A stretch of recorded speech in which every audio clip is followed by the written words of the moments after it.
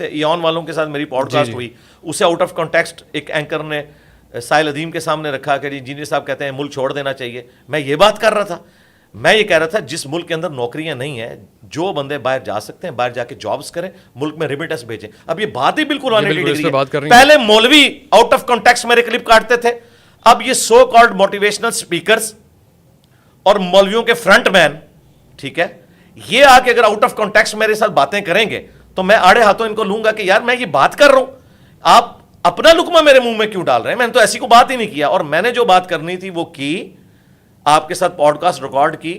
اب آپ جا کے اس پوڈ کاسٹ کو اپنا رنگ دیتے ہیں اور بیچ میں سے کلپ کاٹتے ہیں. نہیں جی, یہ کہنے کا ان کا مطلب تھا, میرے کہنے کا وہ مطلب ہی نہیں تھا, تو میں اسے ریبٹل کروں گا. اور اگر آپ خاموشی اختیار کریں گے, ٹھیک ہے, آپ میری تصویر لگائے بغیر اپنے نظریات کو پھیلائیں, لیکن ونس ایک بندہ میرے ساتھ بات کر کے پھر آگے جا کے اسی بات کو کاٹ کاٹ کے تو میں سوائیاں دیتا رہوں گا, پھر یہی ہوگا کہ جب کوئی بندہ میرے سامنے آئے گا تو میں پھر اس کی بات کو اس طریقے سے ریبٹل کروں گا, اور یہ میرا حق ہے, کیونکہ سٹارٹ وہ لوگ کرتے ہیں.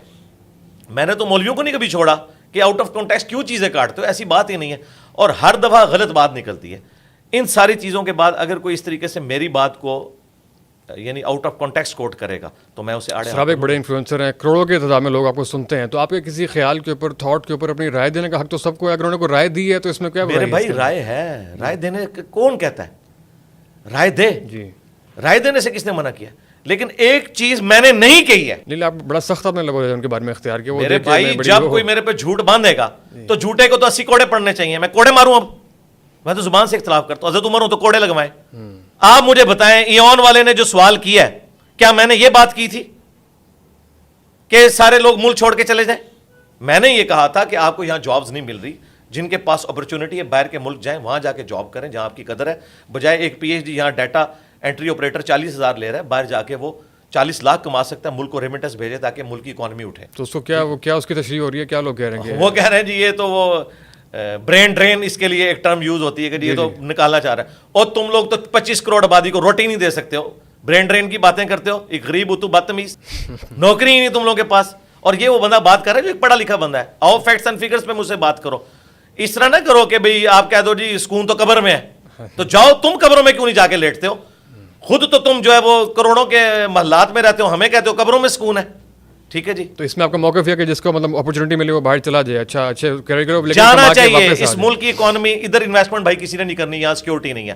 جہاں ملک میں مسلمان کو سیکورٹی نہیں ہے, غیر مسلم انویسٹر کو کہاں پہ ہوگی؟ کتنے چائنیز مرتے ہیں آئے دن, یہاں کس نے پیسہ لگانا ہے؟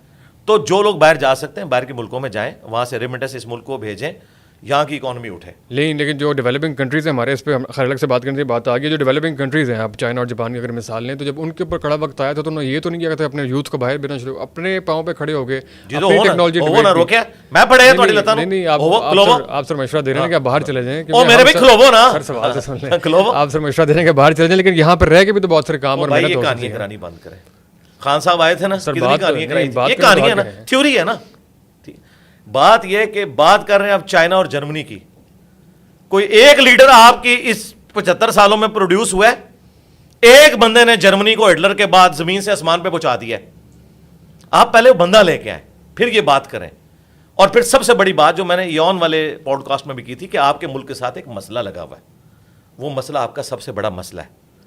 وہ لوگ وہ ہیں جو یہاں ڈیموکریٹک ویلیوز کو نہیں آنے دیتے. آپ جن ملکوں کی بات کر رہے ہیں وہاں ڈیموکریٹک ویلیوز ہیں, کسی درجے کے اندر معاملات ہیں. میں نے کو روکا ہوا ہے؟ دیکھیں جی انجینئر صاحب جو ہے فلسطین جہاز سے روک رہے ہیں, میں نے روکا ہوا ہے, جاؤ مرو یار, میں آپ کے لیے یہاں پہ نماز جنازہ بھی پڑھوں گا, میں نے روکا ہوا ہے آپ کو. میں آپ کو گراؤنڈ ریئلٹی بتا رہا ہوں کہ آپ کے پاس F-16 کے پارٹس بھی پورے نہیں ہیں, ان کے پاس ہے F-35, 16 دوڑی 32 3 جمع کرو 35, جو جہاز رن میں بھی نہیں بھاگتا, ایسے اڑ جاتا ہے. آپ F-16 ان سے مانگ کے F-35 والوں کو دھمکیاں لگائیں گے؟ اپنے پاؤں پہ کھڑے ہوں بھائی. اگر آپ سمجھتے ہیں کہ آپ نے خوابوں کی دنیا میں رہنا ہے, موٹیویشنل سپیکرز کے اس حصار کے اندر رہنا ہے تو رہیں بھائی. میں تو ریئل ورلڈ کا بندہ ہوں, میں انجینئر ہوں. انجینئر کا سب سے بڑا مسئلہ یہ ہوتا ہے کہ انجینئر پریکٹیکل فیلڈ کا بندہ ہوتا ہے.